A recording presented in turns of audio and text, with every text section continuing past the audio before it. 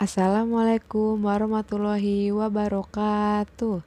Halo teman-teman, bagaimana kabar kalian? Semoga kalian dalam keadaan baik-baik saja ya.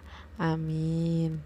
Sebelum kita melanjutkan video ini, saya akan perkenalkan teman-teman saya terlebih dahulu. Yang pertama ada Nadia Aulia Azahra, yang kedua ada Khalisa Rahman Nurina, yang ketiga ada saya sendiri, Diah Arum Bahyuningsi. Kita dari program studi pendidikan Bahasa dan Sastra Indonesia di Fakultas Keguruan dan Ilmu Pendidikan di Universitas Muhammadiyah Profesor Dr. Hamka. Pada video kali ini, kami akan menerangkan tentang administrasi kesiswaan. Apa sih pengertian dari administrasi kesiswaan? Sebelum kita memahami tentang pengertian administrasi kesiswaan, alangkah lebih baiknya kita memahami dulu tentang pengertian administrasi dan pengertian siswa. Jadi, administrasi itu adalah suatu proses dari semua kegiatan bersama dengan memanfaatkan semua fasilitas yang tersedia, baik secara material, personal, maupun spiritual dalam usaha mencapai suatu tujuan bersama secara efektif dan efisien. Lalu pengertian peserta didik apa? Pengertian peserta didik adalah orang atau individu yang mendapatkan pelayanan pendidik sesuai dengan bakat, minat, dan kemampuannya agar tumbuh dalam menerima pelajaran yang diberikan pendidik. Setelah kita mengetahui pengertian dari administrasi dan pengertian dari peserta didik, kita dapat menyimpulkan bahwa administrasi kesiswaan adalah suatu penataan atau pengaturan segala aktivitas yang berkaitan dengan siswa, yaitu mulai dari masuknya siswa hingga siswa itu lulus dari sekolah itu. AGVRMS membagi administrasi kesiswaan menjadi 3 bidang. Yang pertama, pupil inventory. Pupil inventory adalah gambaran data siswa yang ada dalam lembaga sekolah untuk mengetahui keadaan-keadaan siswa yang akan masuk sekolah dan juga untuk mengetahui pertumbuhan jumlah penduduk terutama pada usia anak sekolah. Data ini juga bisa menyusun perencanaan sarana-prasarana tenaga guru, termasuk juga perencanaan keuangan untuk anggaran biaya sekolah tersebut. Data pupil inventory dapat digunakan untuk menyusun rencana jangka panjang dan rencana jangka pendek. Yang kedua ada pupil accounting. Pupil accounting adalah data mengenai keterangan perilaku siswa di sekolah, terutama masalah absensi, seperti mengapa siswa datang terlambat, atau mungkin mengapa siswa tidak masuk. Masalah ini, guru harus mengetahui penyebab-penyebabnya, sehingga dapat membantu menyelesaikan masalah-masalah tersebut. Yang terakhir ada pupil personal service. Pupil personal service adalah pelayanan dan usaha-usaha sekolah untuk mengembangkan prestasi siswa. Pelayanan tersebut berupa bimbingan konseling, yaitu dengan memberikan penyuluhan-penyuluhan kepada siswa, sehingga para siswa sadar tentang potensi bakat minatnya, kemampuannya, dan mampu memecahkan masalah-masalah sendiri tanpa paksaan, termasuk juga dengan kesadarannya sendiri dan mengaplikasikan pelajaran yang telah diajarkan dalam kehidupannya sehari-hari. Selanjutnya, ada tujuan dan manfaat dari administrasi kesiswaan. Tentu saja, dibentuknya sesuatu pasti memiliki tujuan. Lalu, apa saja tujuan dan manfaat dari administrasi kesiswaan? Yang pertama, melakukan pencatatan murid semenjak dari proses penerimaan sampai saat murid meninggalkan sekolah. Lalu yang kedua, dapat mengetahui kuantitas dan kualitas siswa yang ada. Yang ketiga, dapat memetakan asal siswa, baik itu daerah asal ataupun sekolah asal siswa, serta setelah lulus kita juga dapat memetakan penyebaran lulusan siswa tersebut. Lalu yang terakhir, dapat membuat suatu lingkungan pembelajaran yang nyaman karena adanya tata tertib yang tertulis untuk siswa. Lalu selanjutnya kita akan membahas tentang ruang lingkup administrasi kesiswaan. Administrasi kesiswaan merupakan kegiatan-kegiatan pencatatan siswa atau peserta didik mulai dari siswa masuk hingga siswa meninggalkan sekolah. Lalu, yang dimaksud dengan kegiatan-kegiatan tersebut adalah yang pertama, penerimaan peserta didik. Dalam penerimaan siswa baru ini tentu saja harus direncanakan sebaik-baiknya agar tidak terjadi kekacauan. Misal dengan memperhatikan hari libur atau hari Ahad agar tidak terjadi bertabrakan dengan registrasi siswa lama. Dalam kegiatan ini biasanya kepala sekolah akan membentuk suatu kepanitiaan dengan menunjuk beberapa guru atau biasa disebut dengan panitia penerimaan siswa baru. Lalu pada tahap penerimaan ini, setiap orang memiliki kesempatan yang sama untuk mendapatkan pembelajaran di suatu sekolah atau di lembaga pendidikan. Oleh sebab itu, lembaga pendidikan harus mempersiapkan segala hal untuk menjaring calon-calon peserta didik. Lalu yang kedua, ada sistem penerimaan peserta didik. Sistem penerimaan peserta didik ini dibagi menjadi dua macam, yaitu sistem promosi dengan sistem seleksi. Lalu, apa itu sistem promosi? Sistem promosi merupakan sistem penerimaan yang tidak menerapkan seleksi dalam penerimaan peserta didik baru. Lalu, apa yang disebut dengan sistem seleksi itu?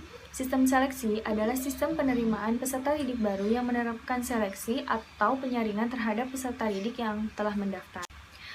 Lalu yang ketiga, ada kebijakan penerimaan peserta didik.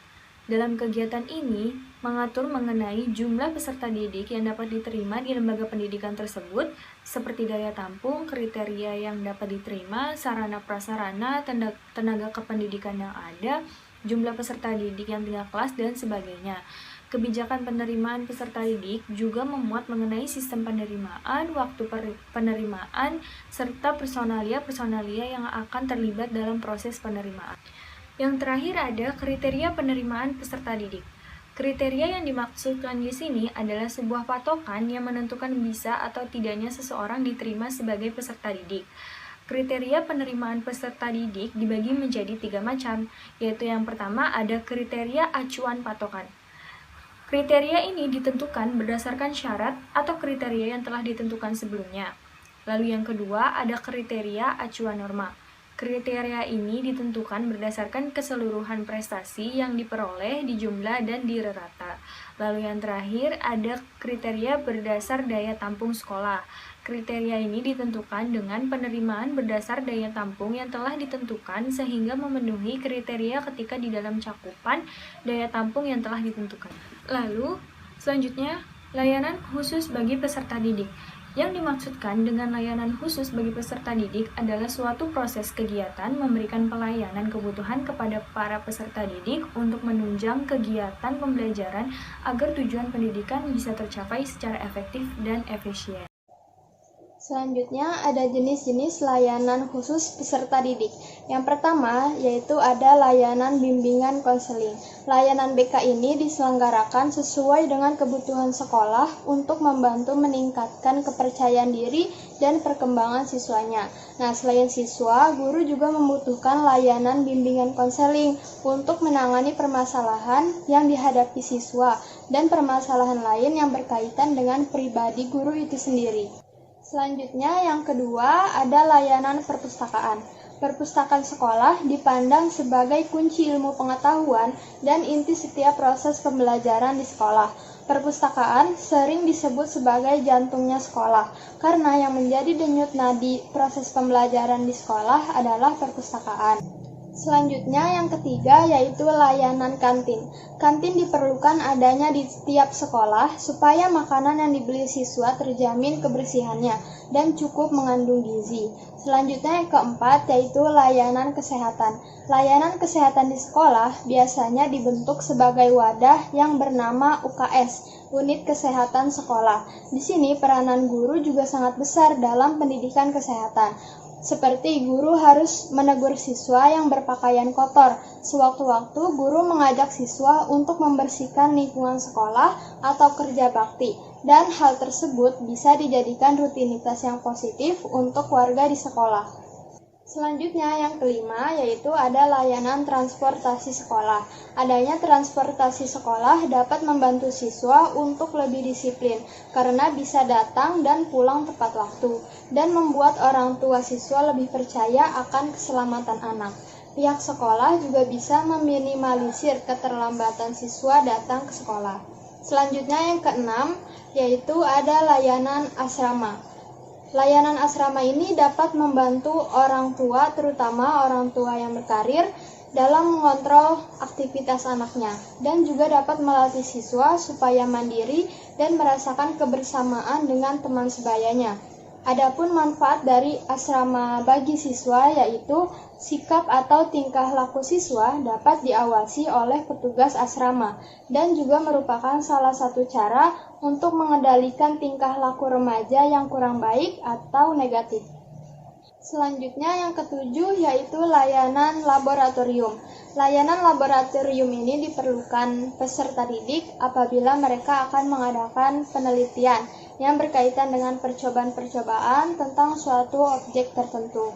Dalam arti yang sedikit terbatas, laboratorium ini merupakan jantung dari proses pendidikan. Artinya, siswa secara individual ataupun berkelompok di bawah bimbingan guru, mereka belajar dan berlatih secara aktif menggunakan segenap panca indera, otak, dan tenaganya untuk memecahkan berbagai masalahnya sendiri dari buku-buku, lalu kemudian mendiskusikan hasil-hasil penelitiannya itu di laboratorium. Selanjutnya yang kedelapan yaitu layanan keamanan dan perpustakaan, yaitu layanan yang dapat memberikan rasa aman pada siswa, membantu suasana sekolah supaya aman dan tertib, serta membantu proses kelancaran pembelajaran di sekolah. Sekaligus, pihak keamanan sekolah menjaga parkiran agar tidak ada yang kehilangan kendaraan atau helm, spion, dan yang lainnya. Dan yang kesembilan yang terakhir, ada program pelayanan murid, berisikan program khusus bagi murid-murid yang berbakat dan program testing eksternal, bahkan telah menambah tekanan pada pelayanan murid itu. Personil profesional yang dipekerjakan pada sistem sekolah dapat dibedakan menjadi 4 kategori. Kategori yang pertama yaitu kategori personil pengajaran, meliputi guru atau wali kelas, pelatih ekstrakurikuler, dan yang lainnya. Yang kedua yaitu ada kategori personil administratif, yaitu yang mengarahkan, memimpin, dan mengawasi personil lain dalam operasi sekolah serta bagian-bagiannya. Yang ketiga yaitu kategori personal pelayanan fasilitas sekolah, seperti pustakawan, ahli laboratorium, dan yang lainnya.